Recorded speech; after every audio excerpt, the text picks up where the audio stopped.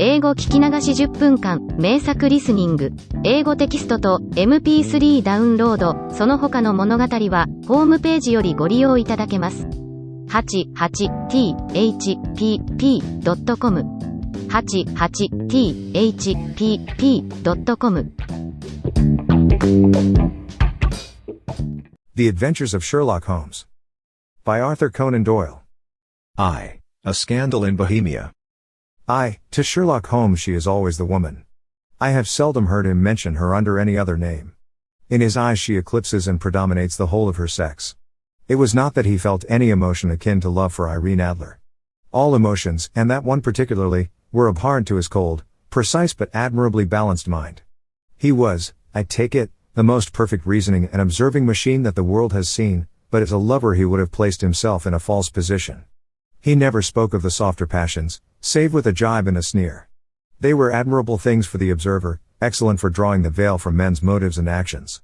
But for the trained reasoner to admit such intrusions into his own delicate and finely adjusted temperament was to introduce a distracting factor which might throw a doubt upon all his mental results. Grit in a sensitive instrument, or a crack in one of his own high-power lenses, would not be more disturbing than a strong emotion in a nature such as his. And yet there was but one woman to him, and that woman was the late Irene Adler, of dubious and questionable memory. I had seen little of Holmes lately. My marriage had drifted us away from each other.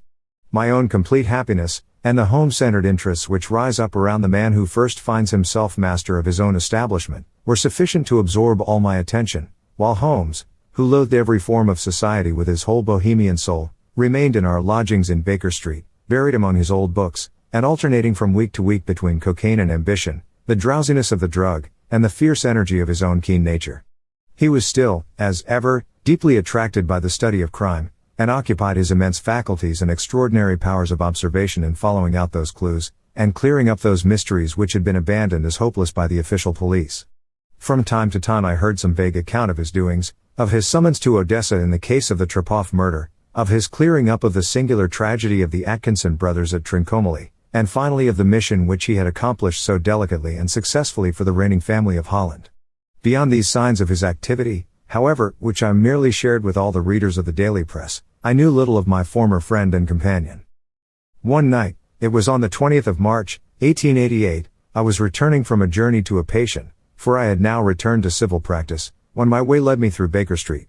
As I passed the well-remembered door, which must always be associated in my mind with my wooing, and with the dark incidents of the Study in Scarlet, I was seized with a keen desire to see Holmes again, and to know how he was employing his extraordinary powers. His rooms were brilliantly lit, and, even as I looked up, I saw his tall, spare figure pass twice in a dark silhouette against the blind. He was pacing the room swiftly, eagerly, with his head sunk upon his chest and his hands clasped behind him. To me, who knew his every mood and habit, his attitude and manner told their own story. He was at work again. He had risen out of his drug-created dreams and was hot upon the scent of some new problem. I rang the bell and was shown up to the chamber which had formerly been in part my own. His manner was not effusive. It seldom was, but he was glad, I think, to see me. With hardly a word spoken, but with a kindly eye, he waved me to an armchair, threw across his case of cigars, and indicated a spirit case and a gasogene in the corner. Then he stood before the fire and looked me over in his singular introspective fashion. "Wedlock suits you," he remarked. "I think, Watson, that you have put on 7.5 pounds since I saw you." 7. I answered. "Indeed, I should have thought a little more. Just a trifle more, I fancy, Watson. And in practice again, I observe. You did not tell me that you intended to go into harness." "Then, how do you know?" "I see it, I deduce it. How do I know that you have been getting yourself very wet lately, and that you have a most clumsy and careless servant girl?" "My dear Holmes," said I, "this is too much. You would certainly have been burned, had you lived a few centuries ago. It is true that I had a country walk on Thursday and came home in a dreadful mess, but as I have changed my clothes I can't imagine how you deduce it. As to Mary Jane, she is incorrigible, and my wife has given her notice, but there, again, I fail to see how you work it out." He chuckled to himself and rubbed his long, nervous hands together. "It is simplicity itself," said he. "My eyes tell me that on the inside of your left shoe, just where the firelight strikes it, the leather is scored by 6 almost parallel cuts. Obviously they have been caused by someone who has very carelessly scraped round the edges of the sole in order to remove crusted mud from it. Hence, you see, my double deduction that you had been out in vile weather, and that you had a particularly malignant boot-slitting specimen of the London slavey. As to your practice, if a gentleman walks into my room smelling of iodoform, with a black mark of nitrate of silver upon his right forefinger, and a bulge on the right side of his top hat to show where he has secreted his stethoscope, I must be dull, indeed, if I do not pronounce him to be an active member of the medical profession. I could not help laughing at the ease with which he explained his process of deduction. When I hear you give your reasons, I remarked, the thing always appears to me to be so ridiculously simple that I could easily do it myself, though at each successive instance of your reasoning I am baffled until you explain your process. And yet I believe that my eyes are as good as yours. Quite so, he answered, lighting a cigarette and throwing himself down into an armchair. You see, but you do not observe. The distinction is clear. For example, you have frequently seen the steps which lead up from the hall to this room. Frequently. How often? Well, some hundreds of times. Then how many are there? How many? I don't know. Quite so. You have not observed. And yet you have seen. That is just my point. Now, I know that there are 17 steps, because I have both seen and observed. By the way, since you are interested in these little problems, and since you are good enough to chronicle one or two of my trifling experiences, you may be interested in this. He threw over a sheet of thick, pink-tinted notepaper which had been lying open upon the table. It came by the last post, said he. Read it aloud. The note was undated, and without either signature or address. There will call upon you tonight, at 7:45, it said, a gentleman who desires to consult you upon a matter of the very deepest moment. Your recent services to one of the royal houses of Europe have shown that you are one who may safely be trusted with matters which are of an importance which can hardly be exaggerated.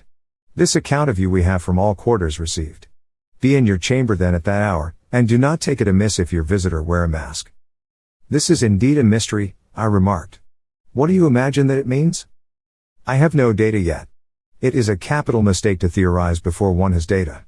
Insensibly one begins to twist facts to suit theories, instead of theories to suit facts. But the note itself. What do you deduce from it?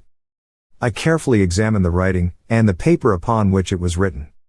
The man who wrote it was presumably well-to-do, I remarked, endeavoring to imitate my companion's processes. Such paper could not be bought under £0.50 a packet. It is peculiarly strong and stiff. Peculiar, that is the very word, said Holmes. It is not an English paper at all. Hold it up to the light. I did so, and saw a large E with a small g, a P, and a large G with a small t woven into the texture of the paper. What do you make of that? Asked Holmes. The name of the maker, no doubt, or his monogram, rather. Not at all. The G with the small t stands for Gesellschaft, which is the German for company. It is a customary contraction like our co. P, of course, stands for papier. Now for the egg. Let us glance at our Continental Gazetteer.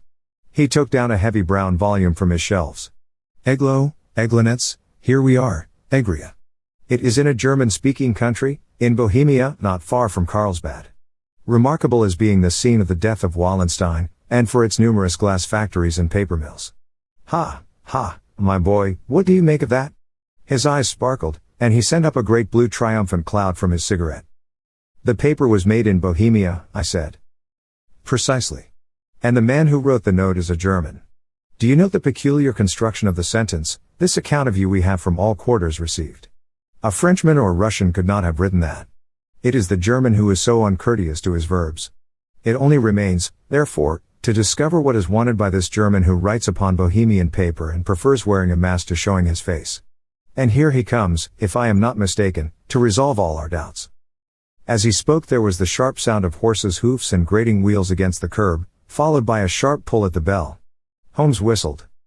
A pair, by the sound, said he. Yes, he continued, glancing out of the window. A nice little brougham and a pair of beauties. 150 guineas apiece. There's money in this case, Watson, if there is nothing else. I think that I had better go, Holmes. Not a bit, Doctor.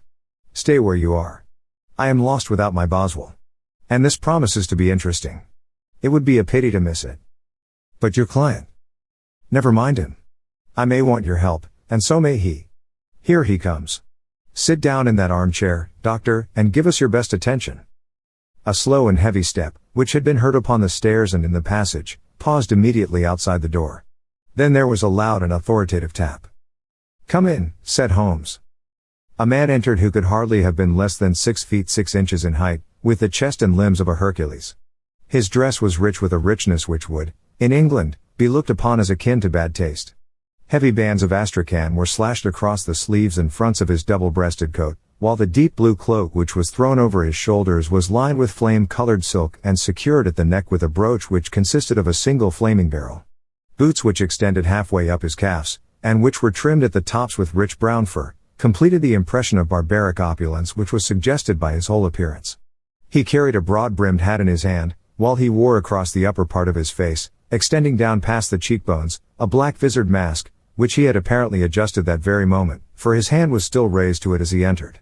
From the lower part of the face he appeared to be a man of strong character, with a thick, hanging lip, and a long, straight chin suggestive of resolution pushed to the length of obstinacy. "You had my note?" he asked with a deep harsh voice and a strongly marked German accent. "I told you that I would call." He looked from one to the other of us, as if uncertain which to address. "Pray take a seat," said Holmes. "This is my friend and colleague, Dr. Watson, who is occasionally good enough to help me in my cases. Whom have I the honor to address?" "You may address me as the Count von Krom, a Bohemian nobleman. I understand that this gentleman, your friend, is a man of honor and discretion, whom I may trust with a matter of the most extreme importance. If not, I should much prefer to communicate with you alone." I rose to go, but Holmes caught me by the wrist and pushed me back into my chair. "It is both, or none," said he. "You may say before this gentleman anything which you may say to me."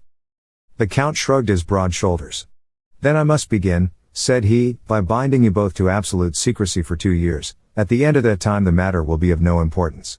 At present it is not too much to say that it is of such weight it may have an influence upon European history." "I promise," said Holmes. "And I." "You will excuse this mask," continued our strange visitor.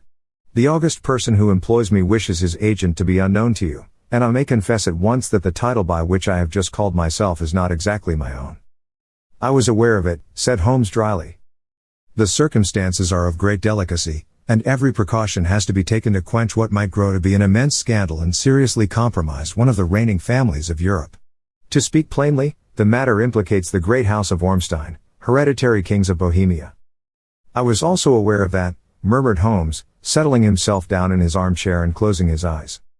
Our visitor glanced with some apparent surprise at the languid, lounging figure of the man who had been no doubt depicted to him as the most incisive reasoner and most energetic agent in Europe. Holmes slowly reopened his eyes and looked impatiently at his gigantic client. "If your Majesty would condescend to state your case," he remarked, "I should be better able to advise you." Audiobook. Living in Kyoto by Hidemi Woods. Now on sale in online stores. 44 available distributors. Apple, Google Play, Amazon Audible, or else.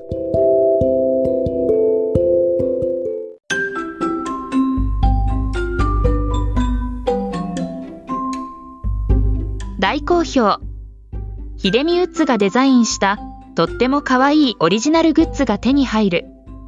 トートバッグ、缶バッジ、ステッカー、T シャツ、トレーナー、パーカー、文具、その他いろいろ、エリゼン .com で見てみてね。erizen.com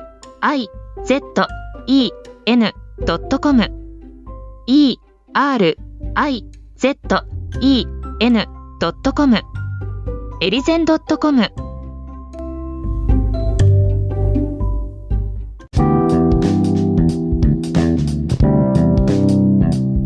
英語聞き流し10分間名作リスニング。